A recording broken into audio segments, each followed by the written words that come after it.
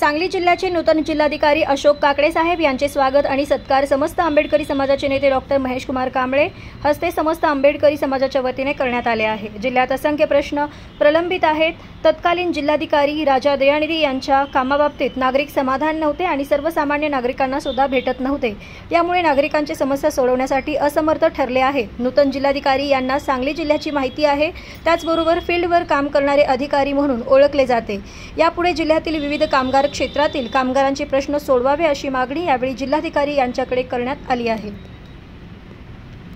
सांगली जिल्ह्याचे नूतन जिल्हाधिकारी म्हणून आदरणीय अशोक काकडे साहेबांनी आज जिल्हाधिकारी पदाचा पदभार स्वीकारलेला आहे आणि हा पदभार स्वीकारल्यानंतर सांगली जिल्ह्यातल्या समस्त आंबेडकरी समाजाच्या वतीनं आज आपण आदरणीय काकडे साहेबांचा सन्मान सत्कार केलेला आहे। आणि या सांगली जिल्ह्यामध्ये असे असंख्य प्रश्न प्रलंबित आहेत की ज्या प्रश्नांकडे तत्कालीन जिल्हाधिकारी राजा दयानिधी यांनी लक्ष दिलेलं नव्हतं। त्यांची राजा दयानिधी यांची कामगिरीसुद्धा पाठीमागची काही समाधानकारक नव्हती।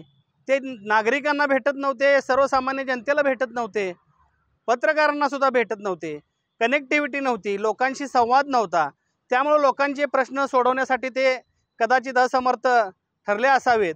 पण विद्यमान जिल्हाधिकारी आदरणीय अशोक काकडे साहेबांच्याकडून आम्हाला फार अपेक्षा आहेत। आदरणीय अशोक काकडे साहेब हे अतिशय खालून वर आलेले अधिकारी आहेत, कारण सांगली जिल्ह्याचा त्यांना पूर्वानुभव आहे। सांगली जिल्ह्यात त्यांनी यापूर्वी काम केलेलं आहे, त्यामुळे सांगली जिल्ह्याचे अनेक प्रश्न त्यांना माहीत आहेत आणि ते फील्डवर काम करणारे अधिकारी आहेत, सर्वसामान्यांशी नाळ जोडणारे अधिकारी आहेत। त्यामुळं आदरणीय अशोक काकडे साहेबांना आम्ही पुन्हा एकदा समस्त आंबेडकरी समाजाच्या वतीने शुभेच्छा देतो।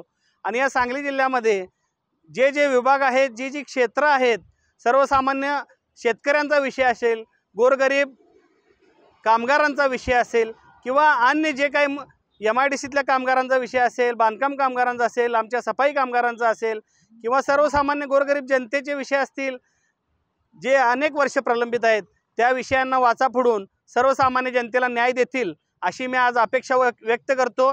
आणि या सांगली जिल्ह्यामध्ये कार्यतत्पर जिल्हाधिकारी आदरणीय अशोक काकडे साहेबांचं पुन्हा एकदा मी स्वागत करतो। जय भीम, जय भारत, जय जिजाऊ, जय शिवराय।